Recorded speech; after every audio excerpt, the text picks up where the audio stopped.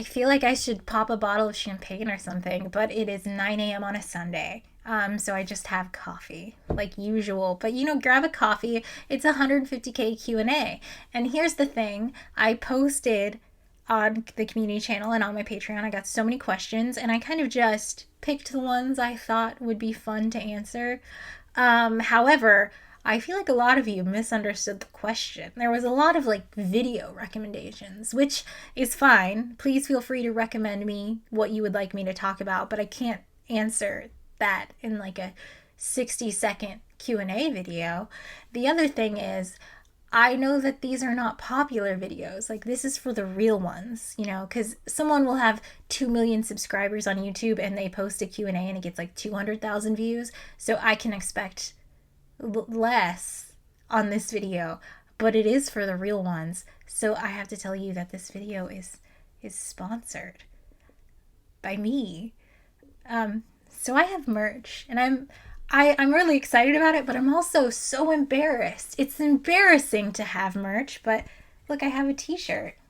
It says it's fine, and it's short sleeve, and no one would even know that it was related to me, because you know what? It is fine. It's fine. Why not wear a shirt that says it's fine? And I also have this coffee mug that I've been drinking of. You can tell it's covered in coffee. It's a nice normal mug, but look, it's got a proton, and then on the other side it's got a hydrogen ion. So you can choose if you have your chemistry brain or your physics brain. It's so cute. Also, it doesn't have my face on it, so no one will know it's me, so no one has to know. It's fine. These are on dftba.com. I'll link them below, and if you're a patron, I have a discount code. I'll put it on Patreon. But it's kind of fun. I'm excited about it, but I also feel so lame. So, okay, thanks for watching and liking and subscribing. Okay, Q&A time. Okay, here's the thing about Q&As. I know that nobody watches them. So what I've done is I've stacked the questions that I feel like will get me canceled early on in the video. So if you stop having interest, you got all the good stuff. Do you know what I mean? I've sorted them into categories. The most inflammatory category is the physics category. And the first question, I'm so sorry, I got quite a few different versions of like, why do you study astrophysics? Why are you in astrophysics? Did you ever think about not doing astrophysics? And I'm not an astrophysicist. I would never describe myself that way. I would never introduce myself that way. I'm a theoretical physicist. I do computational physics. I'm not an astrophysicist. I have the A Collier Astro thing because when I was going to postdocs, I needed a website, and Angela Collier is a photographer, and she has angelacollier.com. She's the OG, I guess. And I needed to come up with a website name, and so I did A Collier Astro because I was applying to astro postdocs at the time. But I always intended to move away from that because I just don't like astrophysics. Isn't my favorite. It's good. I like it. It's just I always explain it with this meme. I wish I had made this. I did not make this, but this is the perfect encapsulation of no, I'm not an astrophysicist. The thing about astrophysics people is that astrophysics is their favorite thing. And that's totally fine. This isn't like a knock on them. It's totally fine. It's just that that's not me. Like, you go to an astrophysicist's house and all the art is planets, and you go to their closet and it's all NASA gear, and you meet their children, Andromeda and SN 1987A, and it's too much for me personally, but totally fine for them. And I just feel like I didn't fit in. Like, I go to an astronomy conference. That's great. I love to learn about astronomy. And then you go to dinner and it's like we could talk about anything else. And we could also sometimes go to a different type of conference, and that's not how it works in astronomy. And so I never really felt, because in my personal opinion, the astronomy stuff is great. The laser stuff is just as good. The quantum mechanics stuff, just as good. I like all of it. I want to learn all of it. And astronomy really niches you down into astronomy, and you can't ever escape. So I still do computational physics, but it's not really astronomy anymore. But I like astronomy. I'm not an astrophysicist. And I would recommend never get an astrophysics degree because it does niche you down so much. Like, there aren't a lot of astronomy jobs. And so when you have an astrophysics bachelor's and you're trying to get a job, I just feel like that's much harder than if you have a physics bachelor's. And that's why I would also recommend you get a physics PhD and not an astrophysics PhD, because the job market is easier, in my opinion. Follow your heart though. Okay, the second half of this question says, oh, also, did you ever consider or dabble in a different field? And yeah, I wanted to do computational physics. It's just that astro was my only option. I really wish, though, I had done experimental physics. It might be the curly girl straight hair problem that, like, you want what you can't have. But, like, I'm so jealous of people that build things with your hands and, set up an experiment and, like, see physics happening. Because for me, it just happens on a computer. And I don't know, I think it would be interesting to do experiment as well. Where do you think you'd be in life if you hadn't gone into physics? I got a scholarship to undergrad, which was really important to me because I grew up in poverty. I'm scared of being in debt. I was supporting myself. It was a terrible time. I had this. It was like a relief to be able to go to college and not have to worry about paying for it. And so I was like, you know what? I'm going to do what I want to do. I'm going to take a shot and do something crazy and get a physics degree because I thought if I had had to pay for college, I would only do it if I could guarantee that I could pay off the loans. So my plan was always to go into nursing because I imagine nursing as a very stable field where you get the degree and you can just get a job and you will have a job as long as you want to work. And I think it's really great that I didn't do that because I would be a terrible nurse. So this is another one I'm worried that the answer will upset people, and I'm so sorry. How much value is there from going deep on physics versus watching a bunch of edutainment? So I did this like a week ago or 2 weeks ago so that I would forget the questions and answer them with like my real answers. And I forgot. Okay, so I did this video called How to Teach Yourself Physics, and I got quite a few comments that were like, okay, but this is all textbooks. What kind of videos should I watch? What popular science books can I read? And the thing is, I don't think either of those things teach you physics. I mean, maybe if you can find like lecture videos, like the Khan Academy would teach you physics, but for me personally, I just don't think that's how you will learn. Like, you'll watch a physics video, you will enjoy it, you'll read the book and you'll enjoy it, but it doesn't have math in it. It doesn't teach you the concepts. It's just teaching you via metaphor and like silly stories. And the value in that is that it's fun. The value in that is if you have learned physics in the past, it can kind of refresh your memory. But if you're learning it for the first time, I don't think it teaches you. I feel that way a lot because I consume a lot of history media that way, like popular history books and like history documentaries. And I watch it and I feel like, whoa, I'm learning so much. This is so great. But if you ask me questions about what happened 3 weeks later, I have no idea because I didn't actually learn the material, right? If I actually wanted to learn history, which I probably should because it's a huge deficit in my brain, I would get a textbook. I would look up assignments. Like, I would write papers and try to figure things out so I could get that stuff in my brain. I think the value in the videos I make is in their entertainment and not their education. Like, they can help if they're stacked on top of you actually learning the material in a different way. But on their own, I don't think you're learning anything from that, in my opinion, though. I'm haunted by the why is there something instead of nothing question. As a physicist, how do you deal with those questions? Existence, death, consciousness, free will. Do you think those higher order questions can be explored or even solved by physics? Sorry. No, I don't. I don't think about those questions either. For me, those are like questions of religion, which I feel like is a personal way to answer that question. Like, how do you feel about death? What would be the physics answer to that question? What do you mean? I feel like if a physicist is telling you, like, if they're, like, I can give you my personal opinion on free will, but if I'm trying to say, like, I have a physics PhD, so my opinion on free will matters, that's when you know someone's scamming you. I made a joke about this on a video, I don't remember which one, where I was like, the next big scam in physics scammers is going to be consciousness. Like, they're going to be like, actually, quantum mechanics tells us about consciousness. It doesn't. No. If someone's trying to do that, I think it's a scam. Like, they can have an opinion on it, but if they're trying to say, like, as a PhD in physics, my opinion on this matters, and I have done research on consciousness, no, you haven't. Hush. Stop with that. I just don't think physics belongs in there at all. if someone is trying to answer those questions with physics, someone is trying to sell you something.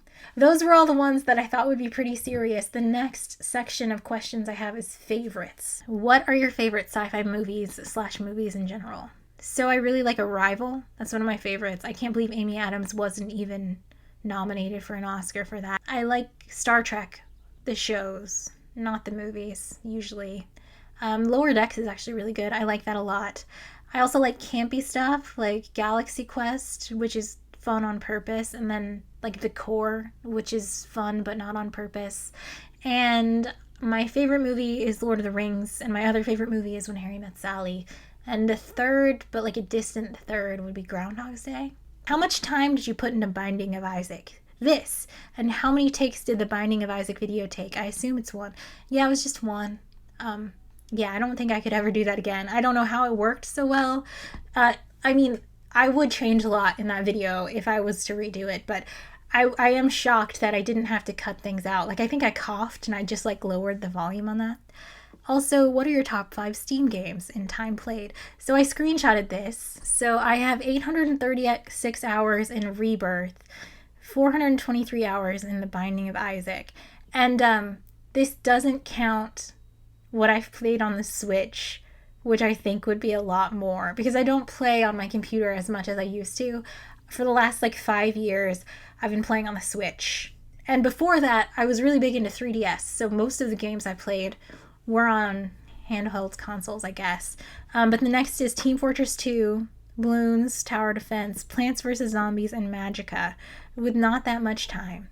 Yeah, if you have any recommendations for games, I think you can tell, like, I don't really like story games. Like, I like episodic games where you can kind of just pick it up and put it down. What's the best place to put your flag in Stratego? Favorite book just based on cover design. So we moved recently, and a lot of the books are still in boxes. It was like a year and a half ago, but the books are still in boxes. So I unpacked my, like, science books, and everything else you see around are usually my unreads because I go to Savers and I buy used books usually, unless I need a book for a video, and it's hard to get those because I hate buying new books. Anyway, I grabbed some of my recently reads. So these aren't going to be my favorite books of all time, but I'm going to talk about the covers because I love talking about books. Okay, so I recently read Pioneers. Not very good. It was fine, but I love this cover. It's beautiful. It's like a little drawing. That's great. I like covers that are pictures, but they don't spoil the book. Do you know what I mean? This book is The Female Man by Joanna Russ. It's a classic sci-fi. It was really good. I love this cover. I love that it's yellow. I love the art style. I love that this doesn't tell you anything about the book. Like, what's happening in this book. I wish it didn't have this little sci-fi masterworks part, but I think this is part of a set or something, but I don't know. I love this cover. Maybe I can. All right. Here's an example. This is Lincoln in the Bardo of a book cover I don't like. So the book was great. I loved the book, but you know, it's got the prizes on it and like quotes. Like, I don't need someone else to tell me that the book was really good. That's not going to make me buy a book. I do like the image on the back. If it just said Lincoln in the Bardo, George Saunders, it would be fine. I also hate when they say New York Times bestseller because, I mean, that's great for the author. I'm sure it helps them sell books, but like, it's meaningless to me. I don't care. I recommend this book though, if you want to read it. Okay, I've got another book cover I love. This is Sourdough by Robin Sloan. Robin Sloan has another book that I also like called Mr. Penumbra's 24-Hour Bookstore, and it's got like a little stamp as if it was purchased here or it belongs to the store. I really like that. It's cute. Yeah, this is a 10 out of 10 cover. I like it. Doesn't it make you want to be like, well, why is it about sourdough? Why is the bread floating like it's an alien spaceship? You know. And this is another cover I like. I think this is kind of like a memoir. I liked it. I don't know if I would recommend it. I would recommend it to a specific type of person.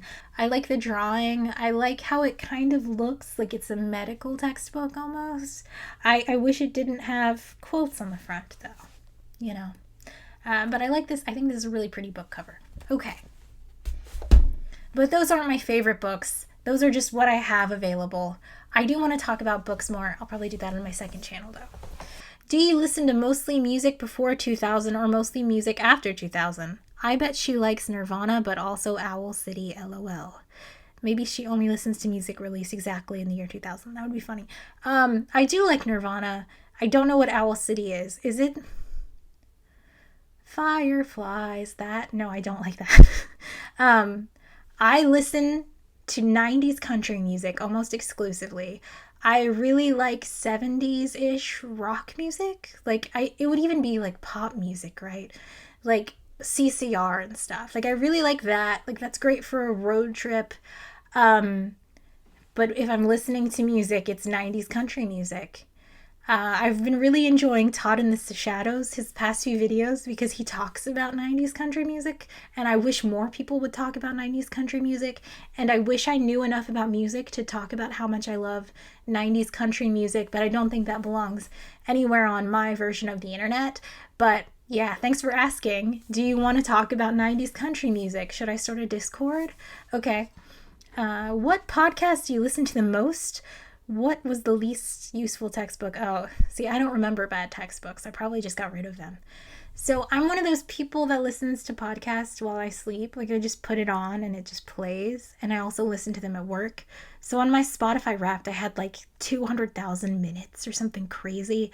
I listened to How Did This Get Made, which is a movie podcast, Blank Check, and This Had Oscar Buzz. Those are also 3 movie podcasts. I like Books Unbound, which is a book podcast. Oh, I really liked A-Lab. It's gone now, though. They did like a part 1 2 years ago on Halloween of, what's his name? Alex Jones, that guy. They did a part 1, called it a mini-series, October 2022, and there's nothing left. I'm so sad about that. I love A-Lab, though. It's good. Go back and listen to it. It's still good. I listened to, there was like a musical splaining podcast on Nebula that I liked. I think that's over now, but I liked that one a lot. Okay, yeah, and I usually just listen to them over and over like a psycho, just because it's just you sleep and you miss half of it. Yeah, recommendations in that area too would be great if you guys have time. It's totally fine. Is what's your favorite crackpot theory? And like, none of them. I don't like it. I think it's a bad thing. I think it's a net negative for the world. Like, crackpot theories are bad. I do think it's funny, I guess, when they're easily disprovable. I think it's funny when they do experiments. I think I talked about it in the crackpot video, where there are people who think the moon doesn't exist, and so they like try to prove that it's impossible for the moon to cause the tides.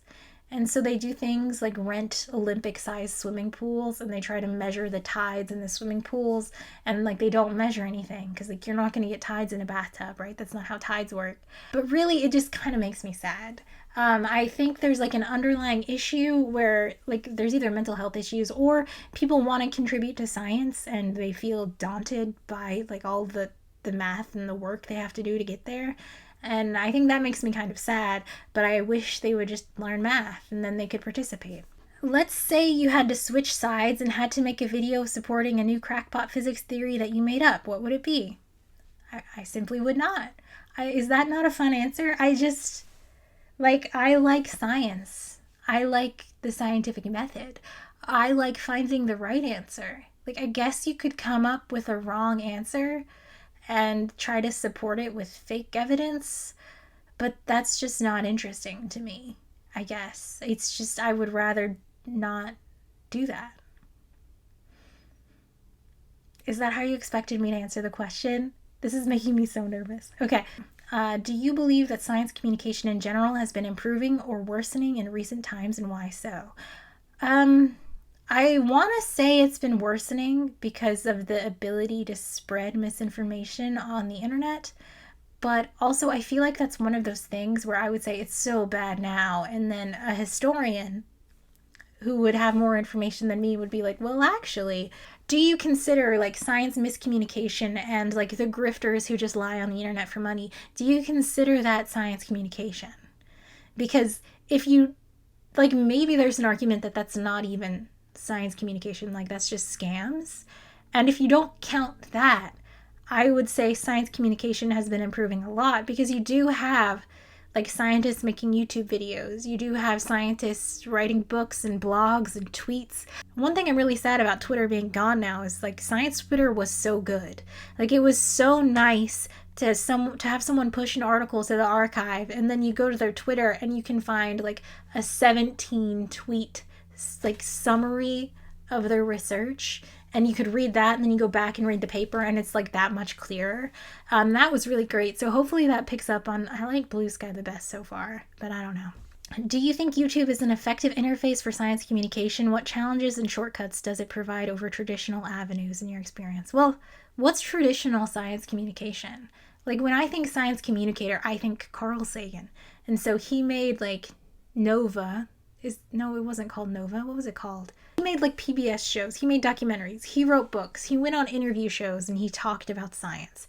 And I think the successor to that are people like Neil deGrasse Tyson and Bill Nye. And like they're good at it as well, I think. Okay, let's talk about Neil deGrasse Tyson for a second, because people hate him. They hate the way he communicates science, and they find him very smug, I think. And I, in defense of that type of science communication, like the thing is when you communicate science, you're like on a tightrope. I'm not a science communicator, by the way, just like I'm not an astrophysicist. It's fine. So you're on a tightrope of like giving people really difficult, hard to understand information in a way that they don't understand, and confusing them and making them mad.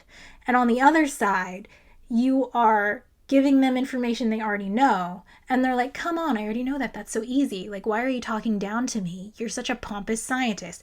And you have to walk the line in the middle, which I think is very difficult. It is hard to do. So you'll often see Neil deGrasse Tyson saying things like, God, what was his one about how, why do we celebrate the new year? It's just it's the earth going in a circle.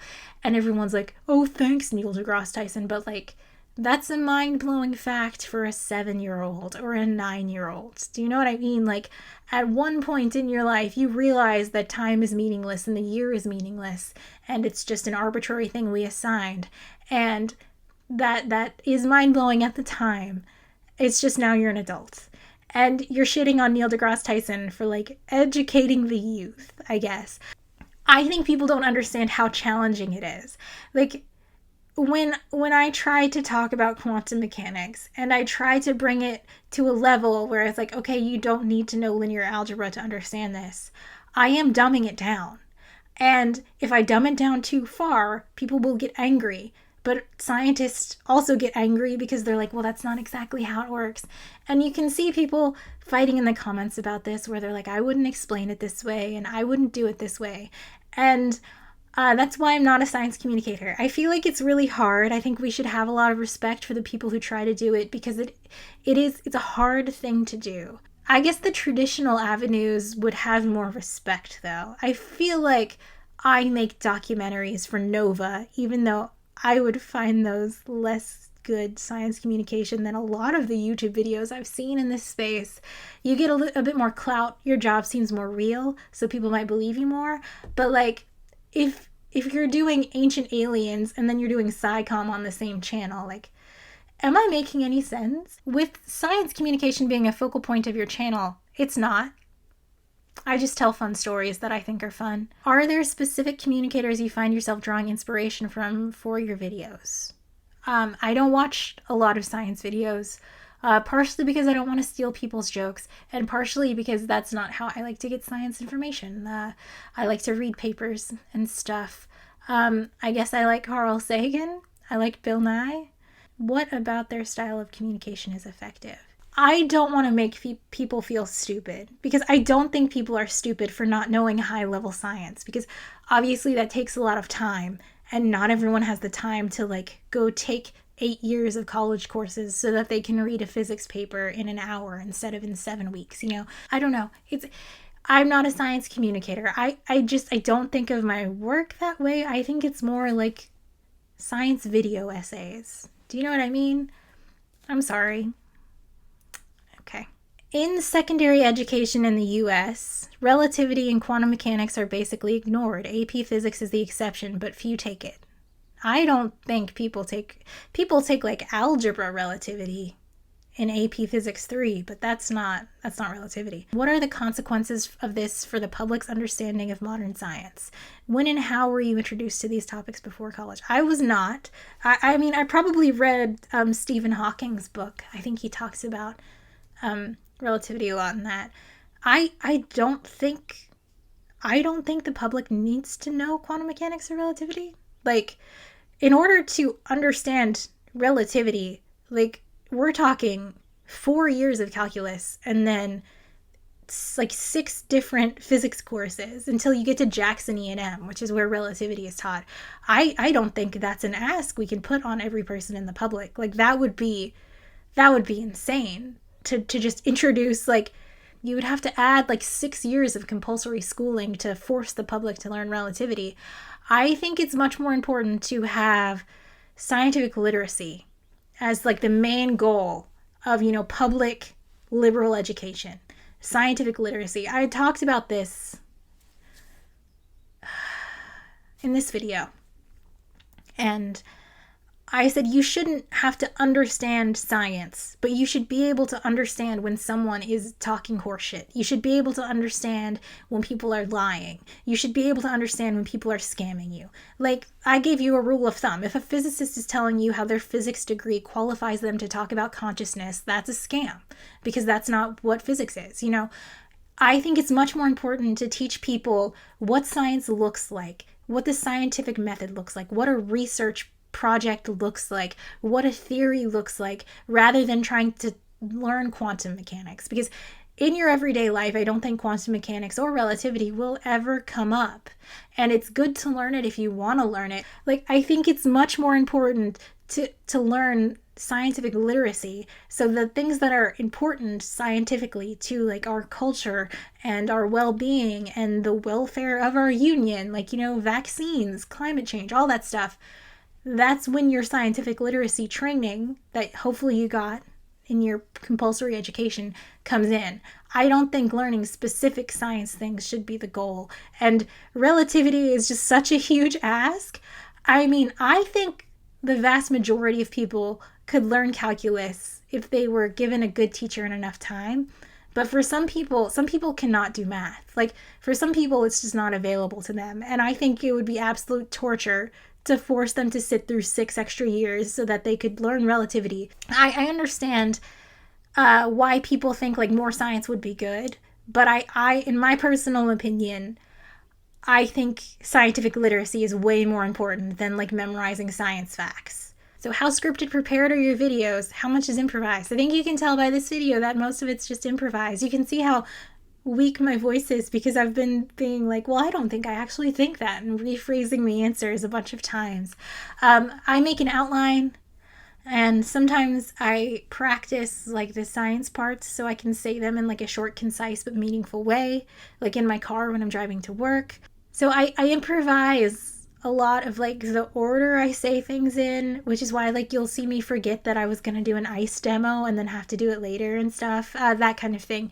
But I kind of like it that way. I think it's more fun. It's like an actual conversation. How did it feel when one of your videos blew up with a lot of views? Were you expecting it to get such high viewership, or were you super surprised at first? Honestly, bro, I'm still surprised. I would be surprised if anyone is watching this right now. If anyone is watching this right now, should my next video be about solar spectra, or should it be a dark matter update video? Leave a comment below. But I like that people watch. There's a lot of negatives that come with having a higher viewership, like a lot of weirder comments and a lot of like weird criticisms that are kind of mean, but I do like that people watch. It makes me think that maybe this has like value, like the edutainment value of someone just wanting to think about science a little bit during their day. So thank you for watching, but I'm surprised. Is there an interesting origin story, backstory behind this channel? What inspired you to start a YouTube channel? I got tired of talking about sexual harassment in academia, so I was like, I'm gonna make a video. So instead of having this conversation over and over again, I can just say, go watch the 3-hour YouTube video I made. But I thought it would be weird to only put the sexual harassment video on, so I also filmed a longer version of a talk I gave about being a first generation academic. And I was like, okay, here are my 2 academia videos. And then I left academia. So I was like, oh, I'll just make videos for fun now. But I left those up, even though the sound quality is really bad, because I do think they're important. I should refilm them, but I also think that would be weird. How do you research the history of science stuff? Where do you start? Do you have a set process, or is it case by case? Are there any cool strategies you would recommend for finding this info? So I'm just really interested in the history of science, and I just read stuff about it for fun, and occasionally something jumps out at me and I make a whole video about it. I was reading Planck's Nobel Prize speech because I love to read those. That's a good place to start if you're looking for physics history stuff. And he mentioned, like, it was just a weird sentence where he was like, all that weird stuff in the late 1800s. And I was like, what does he mean, all that weird stuff? And so I Googled the quote from his speech, and it brought up this article about how some people didn't believe in atoms. And I was like, oh, that's really interesting. It's really interesting that Planck was even involved in that. And then by the time he got his Nobel Prize, it was just like ancient history. I just came upon it. I thought it was really interesting, and it just kind of wiggled its way into my brain. And that's usually how it happens. I just see something interesting and I'm like, wait, what do they mean by that? And then I research it. I do like to go to primary sources though. Like, I like to go find, like, I'll read Maxwell's papers or his letters, or I'll go read Nobel Prize speeches. I've talked about previously how I really like the APS, like, oral histories of things. I think you get way better info there than, like, Wikipedia for that type of thing. I'll link this stuff below. It's kind of fun. Let me know how this went. And, I'll change it for when I have 300K. I'll make it a little different. I don't know if you guys remember, but I did a 10K video, I think, or a 50K video, where I was like, man, if I ever get to 100K, I'll build a radio telescope in my backyard. But I guess I have like 4 years to do that, and then I got 100K. So, I mean, I have to build a radio telescope in my backyard within the next, 3.5 years? So I should probably start working on that. I'll let you know how that goes.